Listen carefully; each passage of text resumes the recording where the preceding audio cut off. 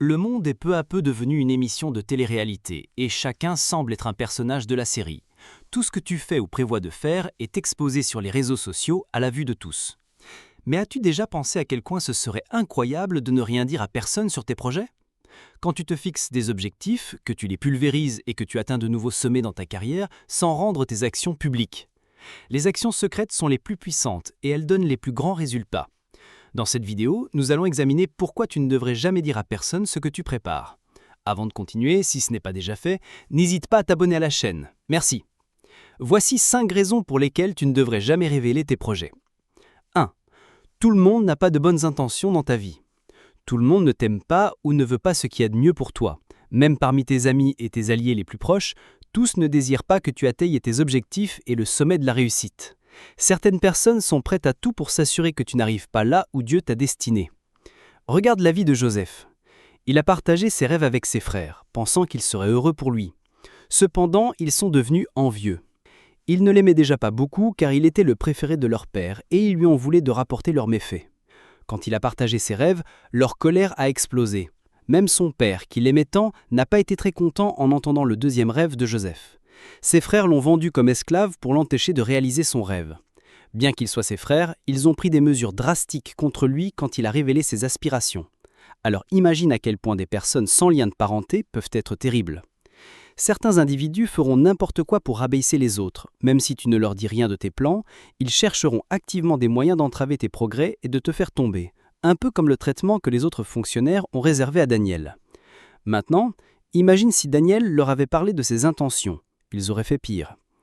Cela ne veut pas dire que tu devrais te méfier de tout le monde et n'avoir personne à qui parler. C'est un avertissement pour te laisser guider par le Saint-Esprit dans toutes tes décisions. Tu dois discerner quand parler et quand te taire, car tout le monde ne veut pas ton bien. 2. Ce que les ennemis ne savent pas, ils ne peuvent pas le détruire. C'est une autre raison puissante de ne pas laisser les gens savoir ce que tu prépares. Quand ils ne savent pas ou n'ont pas tous les détails de ce que tu fais ou prévois de faire, ils ne peuvent pas détruire tes plans.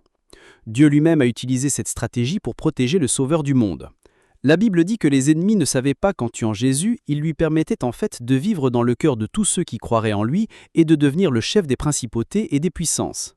La Bible ajoute que, s'ils avaient su, ils n'auraient pas crucifié le Seigneur de gloire. Ils ne savaient pas, Dieu le leur a caché.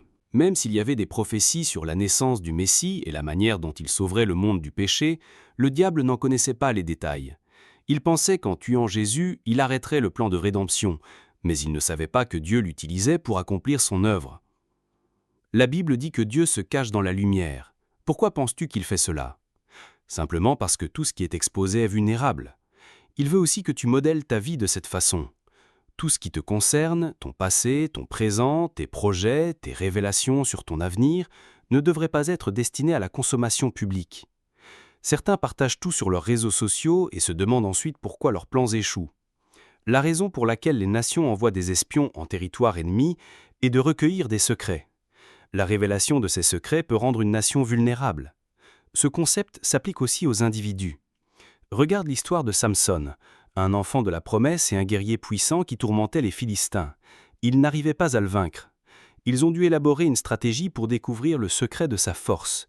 S'ils n'avaient pas connu ce secret, ils n'auraient pas pu le détruire.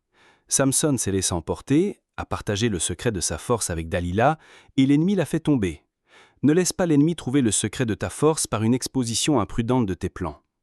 3. Les graines poussent sous terre. Tu n'as pas à crier sur les toits tout ce que Dieu te montre. Apprends à travailler en silence. Quand tu plantes une graine, tu la mets en terre et tu la recouvres. Ce qui se passe sous terre pendant les jours ou les semaines qui suivent est un secret entre la graine, la terre et Dieu. Finalement, elle germe et tout le monde peut voir le résultat. Considère tes rêves et tes objectifs comme des graines. Nourris-les sous terre et laisse-les grandir. Quand ils deviendront évidents, tu pourras partager le processus si nécessaire. Mais beaucoup sont si impatients de tout partager avant le bon moment, et c'est pourquoi ils rencontrent tant de problèmes inutiles. En enseignant les béatitudes, Jésus a aussi mentionné l'importance de travailler en silence. Dans Matthieu 7, 6, il dit « Ne donnez pas aux chiens ce qui est sacré, ne jetez pas vos perles devant les cochons, de peur qu'ils ne les piétinent et ne se retournent pour vous déchirer. » Tes perles, ce sont tes projets, tes objectifs, tes aspirations. Tu ne devrais pas les jeter aux cochons. Un cochon ne se soucie pas de savoir si quelque chose est précieux. Tes rêves devraient être précieux pour toi. Garde tes perles précieuses pour toi et ne les partage qu'avec ceux qui en sont dignes. Le temps de la construction et de la planification n'est pas le moment de tout raconter. Plus tu partages, plus tu te mets en danger et plus tu te mets une pression inutile. Au lieu de te concentrer sur tes rêves, tu soucieras de l'image que tu essayes de construire. 4. Partager tes projets avec les mauvaises personnes peut amener le découragement.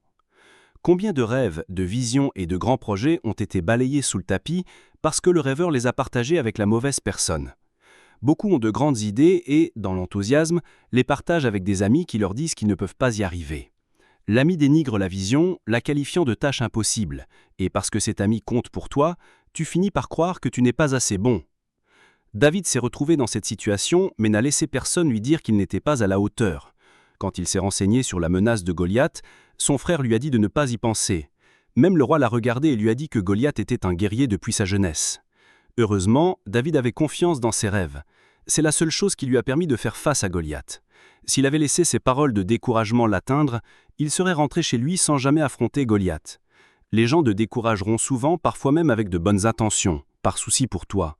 C'est pourquoi, si ce n'est pas nécessaire, tu n'as aucune raison de partager tes rêves avec qui que ce soit. 5. Le partage excessif peut entraver ta progression. Tes rêves et tes objectifs visent à t'amener là où tu dois être. Sais-tu que le partage excessif est comme une corde qui te tire vers l'arrière? Quand tu partages ce que tu prépares, tu t'ouvres à une rivalité et une compétition inutile. Ton objectif peut passer de l'amélioration de soi à la tentative de surpasser les autres. C'est une distraction. Les exemples de Samson, Joseph et Ève montrent que le partage excessif fait plus de mal qu'autre chose.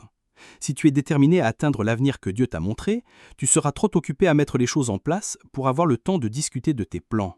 Ne perds pas ton temps à te justifier. Même si les gens te disent que ta vie ne semble pas progresser, ce n'est pas une raison pour tout leur dévoiler.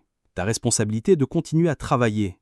Il est difficile de rompre à l'habitude de tout partager sur les réseaux sociaux, mais sache que tu peux y arriver.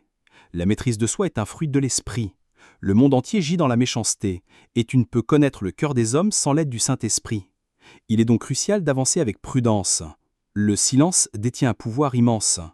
Le psalmiste a prié dans le psaume 141:3 « Éternel, mets une garde à ma bouche, veille sur la porte de mes lèvres. » Si tu as du mal à garder des informations vitales pour toi, tu dois faire la même prière. Cette prière t'aidera à garder non seulement ta bouche, mais aussi tes doigts.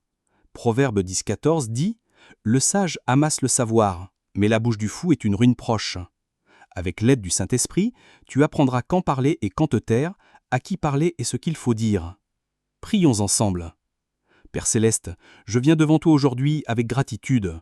Grâce à ce message, j'ai compris l'importance de discerner ce que je partage. Je demande ta grâce pour savoir quand parler et quand me taire, quoi dire et quoi ne pas dire.